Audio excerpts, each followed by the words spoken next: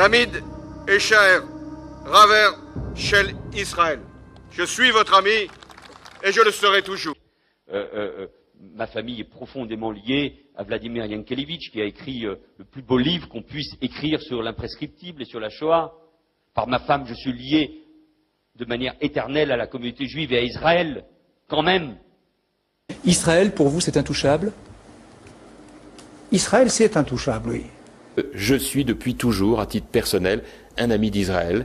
J'aime ce pays. J'en connais beaucoup de ses habitants, avec lesquels il m'arrive bien souvent de parler de l'aventure extraordinaire qu'est l'histoire de ce pays. Moi, j'avais le bureau politique de mon parti. Et Xavier Bertrand m'a dit, mais tu t'en vas. On parle des retraites, c'est important.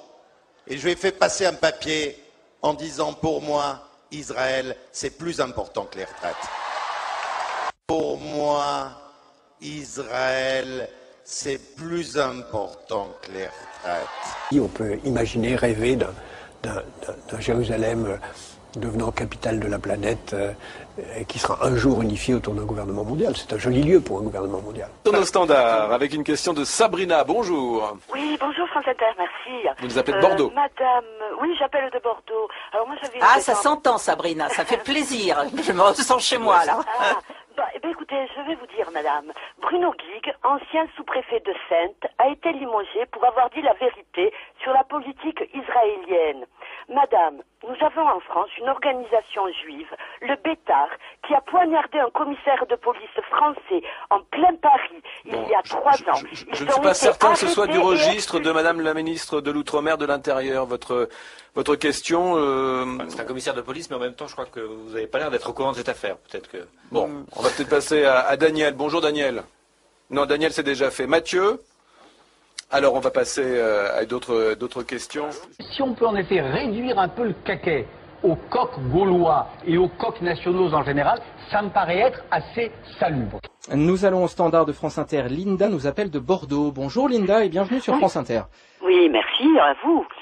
Écoutez, une pensée pour toutes ces veuves afghanes et libyennes que notre armée est allée envahir pour faire plaisir à Bernard-Henri Lévy, nouveau ministre des Affaires étrangères. Et il y a un pays, soi-disant démocratique, qui est une menace pour la paix. C'est Israël. Pourquoi ne pas aller leur donner une bonne leçon pour leur apprendre à ne pas voler la terre d'autrui et à massacrer le peuple palestinien qui est chez lui, je vous le rappelle. Et si vous pouvez m'épargner le discours Hamas égale islamiste... Et si vous pouviez nous épargner les questions pirates qui n'ont rien à voir entre ce que vous proposez au standard, est-ce que vous souhaitez répondre à cette question ou est-ce qu'on passe à autre chose? Nous passons à autre chose. L'Europe, le rapport direct avec l'Europe. Avec les élections européennes, hein. Oui. Le rapport direct avec l'Europe, et plus largement d'ailleurs avec l'Occident même, c'est qu'en France, moi en tant que Français, je n'ai pas envie que les intérêts d'un pays qui n'est pas le mien viennent obscurcir ma vision de l'état des choses, du statu quo géopolitique, si vous voulez. Je n'ai pas envie qu'on... Alors, la petite thèse du CRIF, c'est Israël est perpétuellement la victime, les méchants payeraient trop. Je vois pas encore le rapport avec les élections européennes. Excusez-moi, Clément. On va arrêter là. On va arrêter là parce qu'il est 19h30. Clément, Paul, Franck, Meyer Habib. Mais il y a aussi des services de protection beaucoup moins officiels. Le rendez-vous est digne d'un film d'espionnage. À 2 pas des Champs-Élysées, nous retrouvons David, militant à la Ligue de défense juive. Il nous demande de ne pas révéler l'adresse plutôt étonnante où il nous conduit, un bâtiment officiel protégé par la police française. Au sous-sol, une quarantaine de personnes suivent un entraînement un peu spécial. Le Krav Maga, une technique de combat utilisée par l'armée israélienne. L'entraînement est rude. Les missions de cette ligue, parfois contestées par les juifs eux-mêmes, protection en tout genre et souvent de manière musclée. Depuis leur création, il y a 2 ans, ils se veulent les gardes du corps de la communauté. La France ne transigera pas avec la sécurité d'Israël parce qu'Israël, c'est un miracle. Israël, c'est un miracle.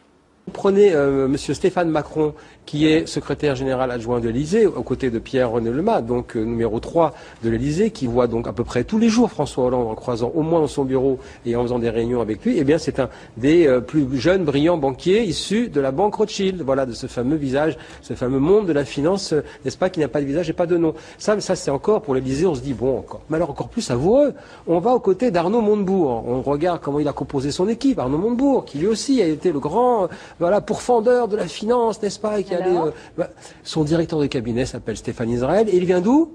De la banque Rothschild également. Donc on voit bien que cette banque-là... Nous sommes tous des sionistes.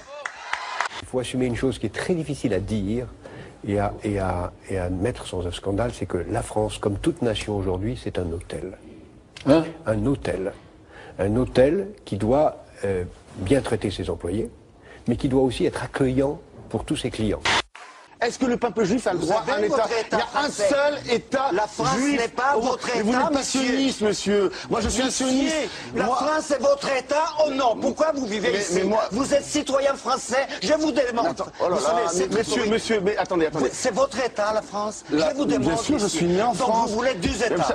Arnaud Klarsfeld, 37 ans, volontaire chez les gardes-frontières, il veut se rendre utile à Israël. Je pense qu'il est important de ne pas être seulement spectateur de son destin, mais aussi acteur. Et je n'arrivais pas à me reconnaître dans la politique extérieure de la France, qui a ses intérêts, mais qui n'est pas celle du peuple juif. Bon, les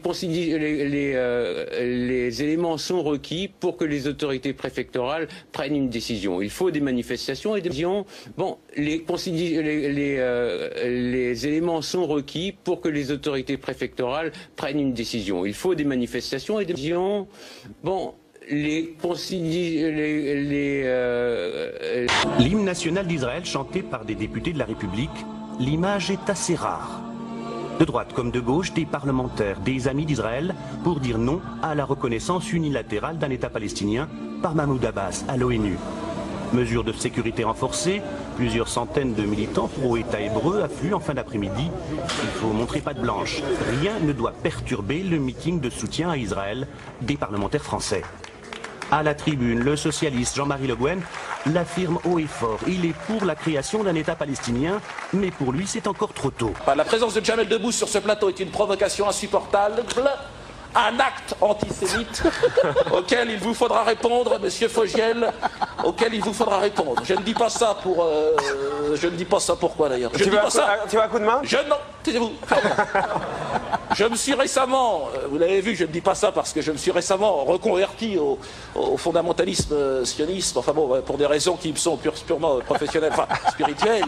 Je trouve, j'ai une petite chose à vous dire. Et d'ailleurs, j'encourage les jeunes gens qui nous regardent aujourd'hui dans les cités pour vous dire, convertissez-vous comme moi et essayez de vous ressaisir. Rejoignez l'axe du bien, l'axe américano-sioniste.